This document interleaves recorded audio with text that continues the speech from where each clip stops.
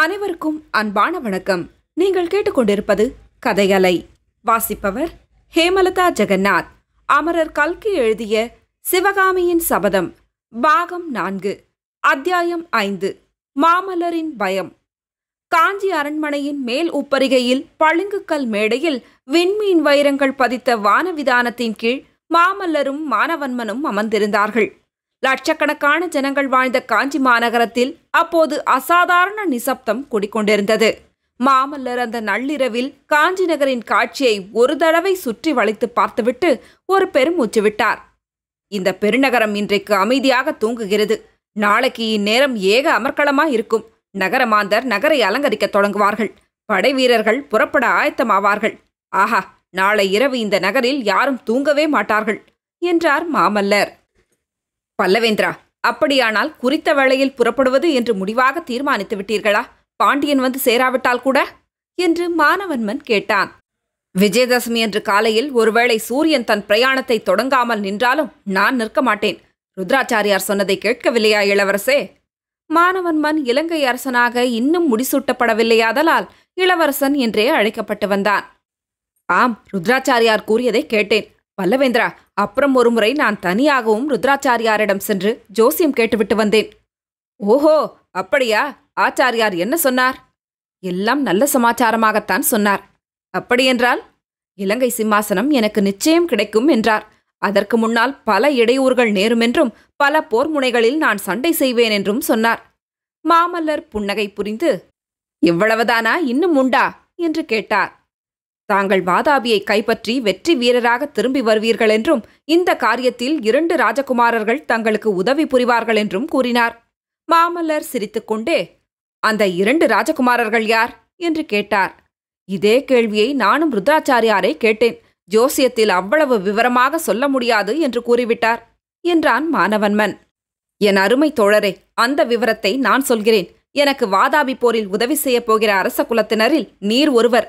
நீர் இந்த காஞ்சி நகரில் இருந்தபடியே எனக்கு உதவி செய்யப் போகிறீர் என்று மாமல்லர் சொல்வதற்குள் இலங்கை இளவரசன் குறுக்கிட்டு, பல்லவேந்திரா, என்னுடைய விண்ணப்பத்தை கேட்டருளுங்கள். குமாரபாண்டியன் வந்து சேர்வதுதான் சந்தேகமாயிருக்கிறதே. அவருடைய ஸ்தானத்தில் என்னை அழைத்து போகலாகாதா? தாங்கள் போர்க்களம் சென்ற பிறகு காஞ்சி அரண்மனையில் என்னை சுகமாக உண்டு உடுத்தி உறங்கச் சொல்கிறீர்களா? இது என்ன நியாயம் என்று கேட்டான். என் அருமை தோழரே, நான் உம்மை போருக்கு அழைத்து போக மறுப்பதற்கு எல்லாவற்றிலும் முக்கியமான காரியம் ஒன்று இருக்கிறது. அதை இதுவரையில் சொல்லவில்லை. நீர் பிடிவாதம் பிடிப்பதால் சொல்கிறேன். ஒருவேளை போர்க்களத்தில் உமது உயிருக்கு அபாயம் நேர்கிறது என்று வைத்துக் கொள்ளுங்கள். பின்னர் இலங்கை ராஜ்ய வம்சத்தின் கதி என்ன ஆவது? உமது ராஜ்யத்தை அநீதியாகவும் அக்கிரமமாகவும் அபகரித்துக் கொண்டிருக்கிறவனுக்கே அல்லவா ராஜ்யம் நிலைத்து போய்விடும்.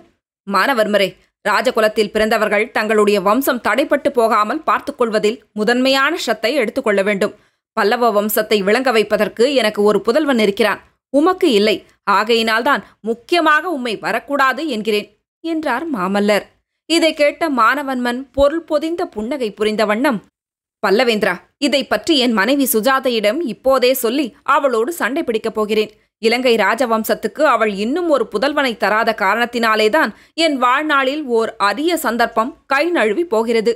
உலக சரித்திரத்தில் என்றென்றைக்கும் பிரசித்தி பெறப்போகிற வாதாபி யுத்தத்தில் நான் சேர்ந்து கொள்ள முடியாமல் இருக்கிறது என்று சொல்லிக்கொண்டே எழுந்தான். நண்பரே, உட்காரும். உமது துணைவியோடு சண்டை பிடிப்பதற்கு இப்போது அவசரம் ஒன்றுமில்லை. நான் வாதாபிக்கு புறப்பட்டு போன பிறகு சாவகாசமாக தினம்தோறும் சண்டை போட்டுக் கொண்டிருக்கலாம் என்றார் சக்கரவர்த்தி. மேடையிலிருந்து எழுந்த மானவன்மன் மீண்டும் உட்கார்ந்து, பிரபோ, நள்ளிரவு தாண்டிவிட்டதே. நாளை இரவுதான் யாரும் தூங்குவதற்கில்லை. இன்றைக்காவது தாங்கள் சிறிது தூங்க வேண்டாமா என்று கேட்டான். என்னை தூங்கவா சொல்கிறீர்? எனக்கு ஏது தூக்கம்? நான் தூங்கி வருஷம் 12 ஆகிறது என்றார் மாமல்லர்.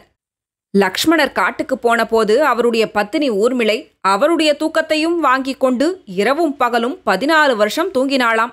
அம்மாதிரி தங்களுடைய தூக்கத்தையும் யாராவது வாங்கிக் கொண்டு தூங்குகிறார்களா என்ன என்று மானவன்மன் கேட்டான். இளவரசே, என்னுடைய தூக்கத்தையும் ஒரு பெண்தான் கொண்டு போனாள். என்னை கேட்டு அவள் வாங்கிக் கொள்ளவில்லை. அவளே அபகரித்துக் கொண்டு போய்விட்டாள். ஆஹா, அந்த சிற்பி மகள் இங்கே சமீபத்தில் ஆரண்ய வீட்டில் இருந்த போதும் எனக்கு தூக்கமில்லாதபடி செய்தாள். இப்போது 100 காத தூரத்துக்கு அப்பால் பகைவர்களின் நகரத்தில் இருக்கும்போதும் எனக்கு தூக்கம் பிடிக்காமல் செய்கிறாள் என்று மானவன்மனை பார்த்து சொல்லி வந்த மாமல்லர் திடீரென்று வானவெளியை பார்த்து பேசலானார். சிவகாமி, ஏன் இப்படி என்னை வதைக்கிறாய்? உனக்கு நான் கொடுத்த வாக்குறுதியை நிறைவேற்றுவதற்காக பகலெல்லாம் பாடுபடுகிறேனே, இரவிலே சற்று நேரம் என்னை நிம்மதியாக தூங்க விடக்கூடாதா? வாதாபியில் தனி வீட்டிலே இரவெல்லாம் நந்தாவிளக்கே துணையாக உட்கார்ந்து என்னை சபித்துக் கொண்டிருக்கிறாயா? தாங்காத களைப்பினால் தப்பித் தவறி நான் சற்று தூங்கினால் கனவிலும் வந்து என்னை வதைக்கிறாயே. உன்னை நான் மறக்கவில்லை சிவகாமி. உனக்கு நான் கொடுத்த வாக்குறுதியையும் மறந்துவிடவில்லை. இத்தனை நாள் பொறுத்து கொண்டிருந்தவள் இன்னும் கொஞ்ச நாள் பொறுத்திரு. மாமல்லர் வெறி கொண்டவர் போல் வானவெளியை பார்த்து பேசியது இலங்கை இளவரசனுக்கு பயத்தை உண்டாக்கிற்று. பல்லவேந்திரா, இது என்ன? சற்று அமைதியாயிருங்கள் என்றான் மானவன்மன். நண்பரே, என்னை அமைதியாயிருக்கவா சொல்கிறீர்? இந்த வாழ்நாளில் இனி எனக்கு எப்போதாவது மன அமைதி கிட்டுமா என்பதே சந்தேகம்தான். மானவர்மரே, 10 வருஷத்துக்கு முன்பு நான் ஒரு தவறு செய்தேன். ஓர் அபலை பெண்ணின் ஆத்திரமான பேச்சை கேட்டு அந்த கணத்தில் மதியிழந்து விட்டேன்.